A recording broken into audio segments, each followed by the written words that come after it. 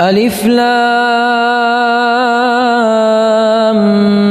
ميم. تلك آيات الكتاب الحكيم هدى ورحمة للمحسنين الذين يقيمون الصلاة ويؤتون الزكاة وهم بالآخرة هم يوقنون أولئك على هدى من ربهم وأولئك هم المفلحون. ومن الناس من يشتري لهو الحديث ليضل عن سبيل الله بغير علم ويتخذها هزوا أولئك لهم عذاب مهين. وإذا تتلى عليه آياتنا ولى مستكبرا كأن لم يسمعها كأن في أذنيه وقرا فبشره بعذاب أليم. إن الذين آمنوا وعملوا الصالحات لهم جنات النعيم خالدين فيها وعد الله حقا وهو العزيز الحكيم. خلق السماوات بغير عمد ترونها وألقى في الأرض رواسي أن تميد بكم وبث فيها من كل دابة وأنزلنا من السماء ماء فأنبتنا فيها من كل زوج كريم. هذا خلق الله فأروني ماذا خلق الذين من دونه بل الظالمون في ضلال مبين. ولقد آتينا لقمان الحكمة أن اشكر لله ومن يشكر فإنما يشكر لنفسه ومن كفر فإن الله غني حميد. وإذ قال لقمان لابنه وهو يعظه يا بني لا تشرك بالله إن الشرك لظلم عظيم. ووصينا الإنسان بوالديه حملته أمه وهنا على وهن وفصاله في عامين أن اشكر لي ولوالديك إلي المصير. وإن جاهداك على أن تشرك بي ما ليس لك به علم فلا تطعهما وصاحبهما في الدنيا معروفا واتبع سبيل من أناب إلي ثم إلي مرجعكم فأنبئكم بما كنتم تعملون. يا بني إنها إن تك مثقال حبة من خردل فتكن في صخرة أو في السماوات أو في الأرض يأت بها الله إن الله لطيف خبير. يا بني أقم الصلاة وأمر بالمعروف وانه عن المنكر واصبر على ما أصابك إن ذلك من عزم الأمور. ولا تصعر خدك للناس ولا تمش في الأرض مرحا إن الله لا يحب كل مختال فخور. واقصد في مشيك واغضض من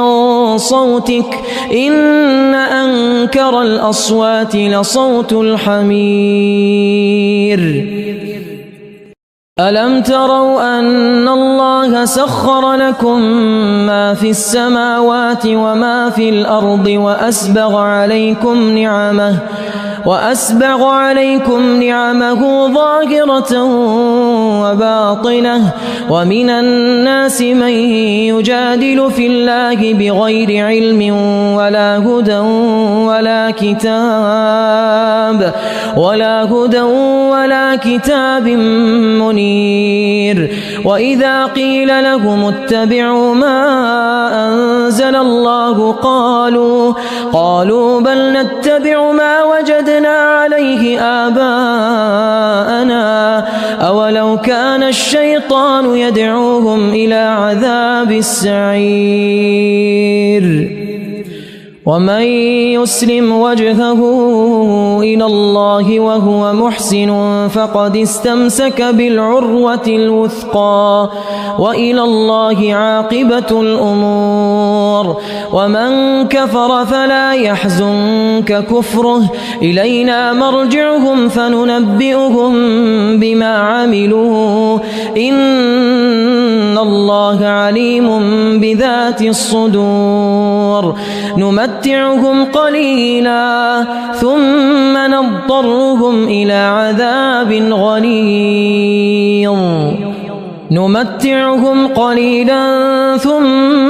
نضطرهم إلى عذاب غليظ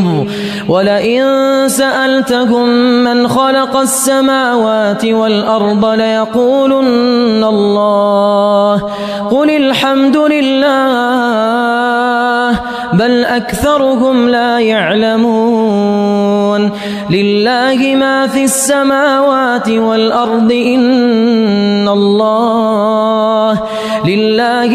السماوات والأرض إن الله هو الغني الحميد لله ما في السماوات والأرض إن الله هو الغني الحميد ولو أن ما في الأرض من شجرة أقلام والبحر يمده من بعده 7 أبحر ما نفدت كلمات الله إن الله عزيز حكيم ما خلقكم ولا بعثكم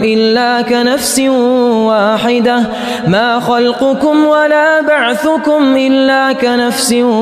واحدة إن الله سميع بصير ألم تر أن الله يولج الليل في النهار ويولج النهار في الليل وسخر الشمس والقمر كل يجري إلى أجل مسمى وأن الله بما تعملون خبير ذلك بأن الله هو الحق وأن ما يدعون من دونه الباطل وأن الله هو العلي الكبير ألم تر أن الفلك تجري في البحر بنعمة الله ليريكم من آياته إن في ذلك لآيات لكل صبار شكور وإذا غشيهم موج كالظلل دعوا الله مخلصين له الدين فلما نجاهم إلى البر فمنهم مقتصد وما يجحد بآياتنا إلا كل ختار كفور يا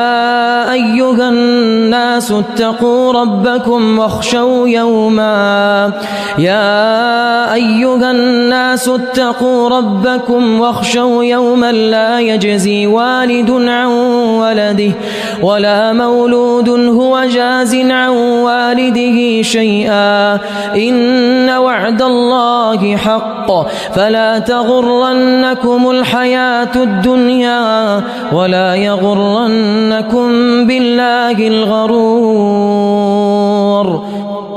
إن الله عنده علم الساعة وينزل الغيث ويعلم ما في الأرحام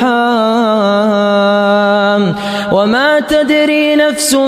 ماذا تكسب غدا وما تدري نفس بأي أرض تموت إن الله عليم خبير